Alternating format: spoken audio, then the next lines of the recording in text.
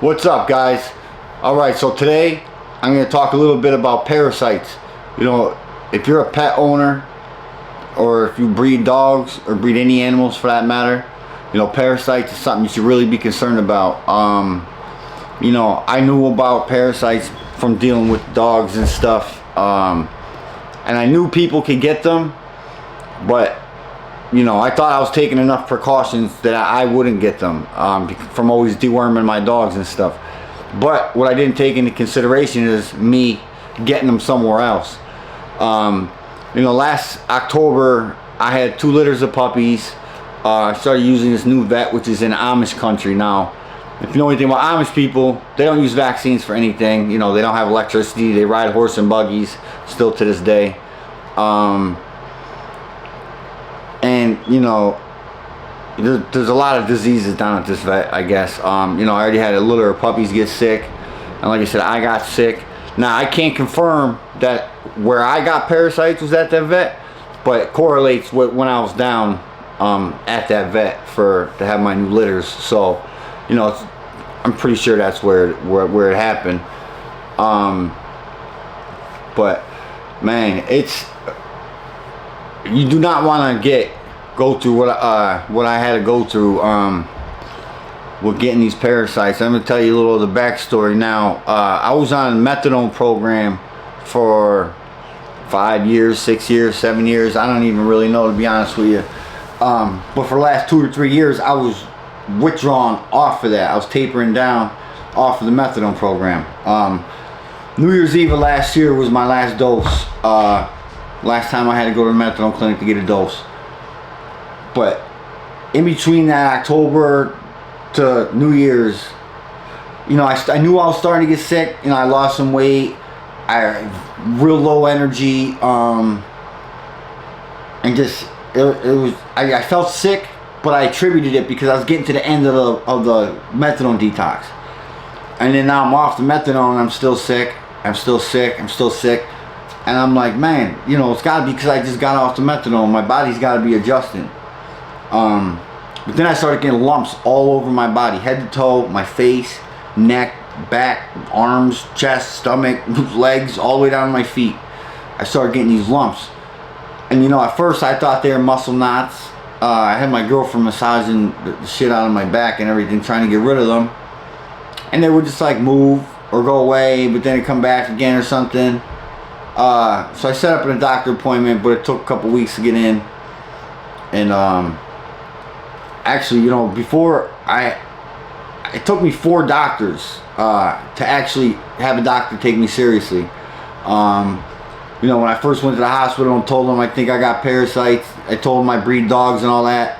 They seen I had a drug history from when I was younger, so they sent me out with drug addiction paperwork, like I was in there tweaking off of meth or something.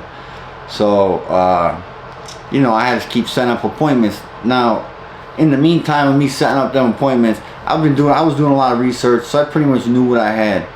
And I knew how bad it was, and I knew I couldn't get into a doctor, and I couldn't get a doctor to take me seriously. You know, at this point my hair is falling out. I couldn't walk up and down steps anymore. I had to pull myself up on the railing and hold on to the railing going down the steps. My hair thinned out bad, like started going bald in the front and stuff, when I usually have really thick hair. Every time I get a shower, the shower would be covered in hair. And I did some research and I realized that, you know, they give humans the same medication that they give to cattle and dogs and all that, just in pill form. But I couldn't get a pill form, so I took it upon myself to treat myself. I don't recommend anybody do that. It's definitely not safe, I'm sure. But you know, when I finally got into the doctor, actually the doctor told me I did the right thing, because of how bad it was. Now, you know, usually when you get parasites, they're in your intestines. But then there's a thing called cysticercosis, which is when they get into your bloodstream. They penetrate your intestines, get into your bloodstream, and deposit themselves all over your body. And then there's another thing called neurocysticercosis, where they get into your spinal cord and they get into your brain and everything. Now, I didn't get the neurocysticercosis, but I got the cysticercosis bad because I let it go so long. Like I said, because I thought it had to do with the methadone. So I let it go, and to the point where, like I said, I was probably close to death for real, just because of how long it's taking me to recover from this too. Like, I'm back now. I put on like probably 15 pounds in the first 2 weeks. I could walk again, I could bend my knees again, my hair grew back, all that stuff. My hamstrings are still healing up a little bit. They're not 100% yet, but besides that, everything is healed up now. And I'm still a little tired sometimes and stuff, just, I guess, probably from the recovery. I say one thing, I've had lots of injuries in my life. I had a ton of injuries, cutting fingers off, car accidents, quad accidents, driving into the woods, getting thrown in the trees off my quad. I've had lots of bad accidents, lots of pain, lots of injuries, and this has by far been the worst thing I ever dealt with. I was pretty much bedridden for a year. I had to sell all my dogs. Well, I kept 3 of them. I had to sell off all my dogs. I just couldn't take care of them, and it definitely financially set me back a lot. But I had to make the decision, like, if I keep trying to work real hard while I'm this sick, I'm gonna kill myself. So I made the business decision just to, liquidate a lot of my stuff to make my life easier, to give me time to rest and heal up, and get myself back to 100%. Now, you gotta make sure you're deworming your pets or your dogs, whatever, regularly. Like, now that I know how serious parasites can be, like, man, there's tapeworms, roundworms, hookworms, and many other parasites you can get, and they're not all called cysticercosis and neurocysticercosis. That pertains to a tapeworm. Now, I don't know exactly what kind of parasites I had, because like I said, in the meantime, while I was looking for doctors, I started treating myself. So by the time I got the actual parasite test, they weren't in my blood anymore, but they were still deposited all over my body and my muscles, and they attach themselves to a vein, and they just really eat you alive. And believe me, it's painful. Like, when your muscles are like Swiss cheese, they dig into your muscles, and your muscles are literally like Swiss cheese filled with cysts. Once some cysts bust, now you got wounds all in your muscles, like with bugs rotting in your body. Like, it's terrible. Besides all the pain you got to deal with and all that stuff, the insomnia you get from it is terrible. When your body has an infection like that, it releases cortisol, and cortisol is what keeps you awake. So for whatever reason, your body, it's one of the responses your body has, and it produces high levels of cortisol.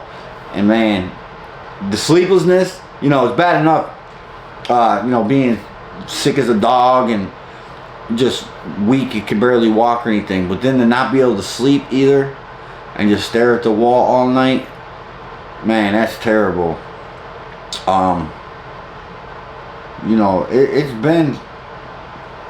It's been over a year now I've been dealing with this, like I said. And this was in October of 2021. I was saying last year thinking, but it wasn't last year. This is October of 2021, when I was at this vet. So, it's well over a year now. I'm pretty much healed up now. I'm pretty much better, like I said. But I just wanted to touch on that because, it's something real serious, man. I never was told, I never knew how serious it could get, but it could be deadly, like, and it's real common with animals. Anyone that deals with dogs and puppies, like, you see worms, like, you have litters, maybe you have worms, you get a dog that has worms, whatever, you just deal with them over the years, but anymore, like, anytime I touch my dogs, I wash my hands afterwards now. I go extra hard on cleaning, keeping their cages clean and everything, keep them clean, and I just take a lot of extra precautions now.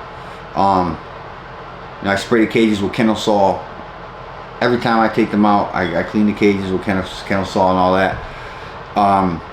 So I know I didn't get it here, but I also don't know 100% if I got it at that vet either. So I'm assuming I did, but I don't put their name out there because of that reason, that I can't prove that's where I got it from, But yeah, guys, make sure if you want to do a little research on it, and just make sure that you take it seriously, because man, you know, even if you get them in your intestines, I'm sure it's bad. But if you get something like I got, or even worse, you get the neurocysterosis, those ones could kill you. So they're real serious, real serious. And like I said, there's many kinds of parasites. They will get in you if you're not careful. So guys, just keep that in mind. And like I said, do a little more research on that, because if you breed animals especially, and you're dealing with lots of animals, this is definitely something you want to inform yourself on. You know, I wish I knew a little more about you know, the different types of parasites and what each thing is called as the stages progress. But the tapeworm one is the easiest, with cysterosis and neurocysterosis, so I just always say that. But I'm pretty sure I had roundworms or hookworms, because they, you know, tapeworms are like long and flat, and these ones weren't long and flat. So I'm not sure which one I had, but I had one of them, or one that looked like them. So alright guys, I just wanted to touch on that. I appreciate you guys watching my videos. Don't forget to like, subscribe, and drop a comment. You know, at 10,000 subscribers, we're giving away a free puppy to a random subscriber. I'll be going live and giving away a puppy to someone in the live chat. So guys, just we appreciate you watching the videos, and have a good one.